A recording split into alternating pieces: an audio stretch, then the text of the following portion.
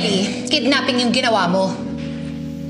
Biologically, tatay pa rin ako ng anak ko. So may karapatan pa rin ako sa kanya.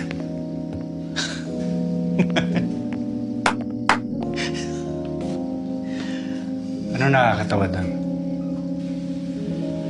Ikaw, you're a joke, Miguel. Walang nakakatawa sa sinabi ko. Dahil dugo at laman ko, si Mickey.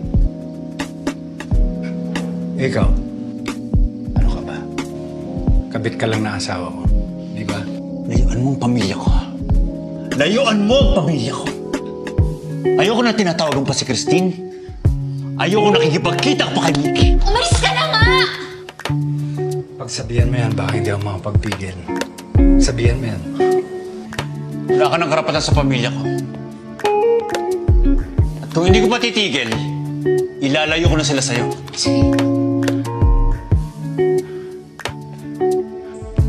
Ano sabi mo? Pakiulit. Ano sabi mo? You know I have the power na layo sila kung gugustuhin ko. Babe! Someone na hindi mo alam kung nasan sila. Hanggang sa mabaliw ka na sa kakaisip at kakahanap sa kanila. Miguel! Sige, subukan mo na! Subukan mo! Tado!